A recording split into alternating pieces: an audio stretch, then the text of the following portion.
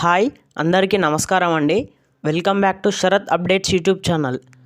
ఈరోజు ఈ వీడియోలో మనం తెలంగాణ రాష్ట్రానికి సంబంధించినటువంటి ఆసరా పెన్షన్ డబ్బులు ఎప్పటి నుంచి ఇవ్వబోతున్నారు అనేది ఈ వీడియో ద్వారా మనం తెలుసుకునే ప్రయత్నం చేద్దాం. దీనికి మీరు చేయాల్సింది వీడియోని ఎక్కడ కూడా స్కిప్ చేయకుండా పూర్తి వరకు చూడాలి. అలాగే వీడియోని ఖచ్చితంగా లైక్ చేయండి. లైక్ చేస్తేనే ఇలాంటి వీడియోలు చేయడానికి, మీకు ఇలాంటి ఇన్ఫర్మేషన్ అందివ్వడానికి నాకు మోటివేట్గా ఉంటుంది. అలాగే లైక్ చేస్తే తెలియని వారికి కూడా వీడియో వెళ్తుంది. దాంతోపాటు ఛానల్ని సబ్స్క్రైబ్ చేయండి. తెలంగాణ ప్రభుత్వం పెన్షన్లకు సంబంధించి కొత్త నిర్ణయాలు తీసుకుంటుంది. తద్వారా పెన్షన్ లబ్ధిదారులకు మేలు చేసేలా ముందుకు అడుగులు వేస్తుంది. ఈ క్రమంలో తాజాగా తీసుకున్న నిర్ణయానికి మంచి రెస్పాన్స్ వస్తుంది. ఆ నిర్ణయాలు ఏంటో ఈ వీడియో ద్వారా మనం స్పష్టంగా తెలుసుకునే ప్రయత్నం అయితే చేద్దాం. తెలంగాణలో కాంగ్రెస్ ప్రభుత్వం భారీ ఎత్తున పెన్షన్లు ఇస్తుంది.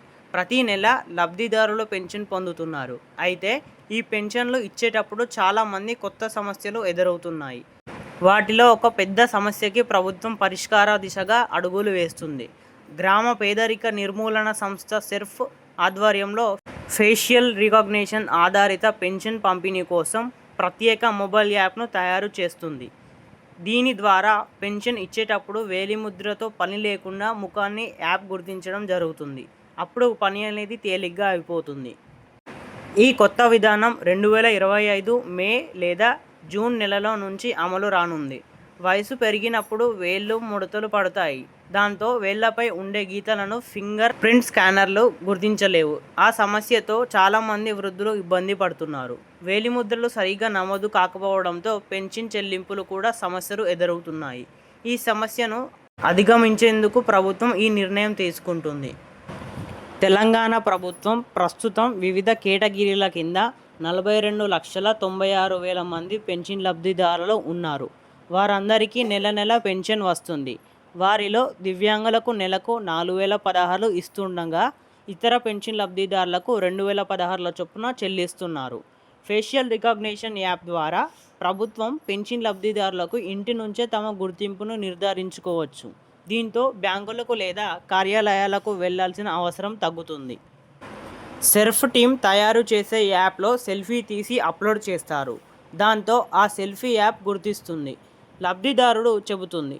దీంతో గుర్తింపు ప్రక్రియ పూర్తవుతుంది. ఇది వృద్ధులకు మరింత సౌలభ్యాన్ని కల్పిస్తుంది.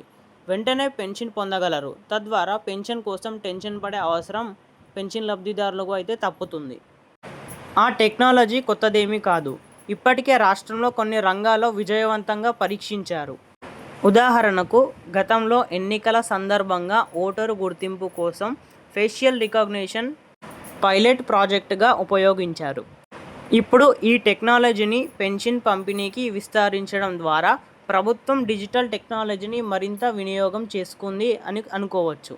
ఈ విధానం వృద్ధులకు సౌకర్యవంతంగా ఉండడమే కాకుండా పెన్షన్ చెల్లింపులో కూడా పారదర్శకతను, ఖచ్చితత్వాన్ని కూడా మెరుగుపరుస్తుందని అధికారులు భావిస్తున్నారు.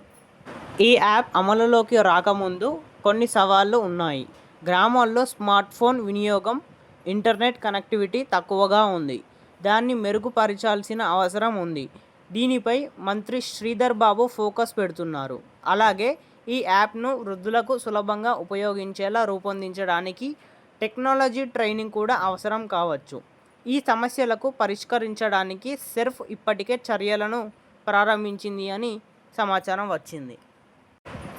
ఈ కొత్త విధానం పెన్షన్ లబ్ధిదారులకు జీవన ప్రమాణాలను మెరుగుపరచడమే కాకుండా తెలంగాణ రాష్ట్రాన్ని డిజిటల్ గవర్నెన్స్లో ముందంజంలో నిలిపేందుకు అవకాశం ఉంది.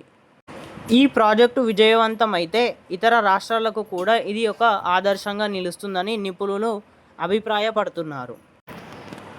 తెలంగాణ కొత్త పెన్షన్లు గురించి లేటెస్ట్ అప్డేట్స్ కావాలి అనుకుంటే మన ఛానల్ని సబ్స్క్రైబ్ చేయండి. సబ్స్క్రైబ్ చేస్తే నేను పెట్టిన వీడియో ద్వారా మీకు నోటిఫికేషన్ వస్తుంది. అలాగే నేను చెప్పిన సమాచారం మీకు అర్థమవుతుంది. అలాగే వీడియో కొంచెమైనా ఇన్ఫర్మేటివ్గా అనిపిస్తే లైక్ చేసి తప్పకుండా మీ మిత్రులకు షేర్ చేయండి.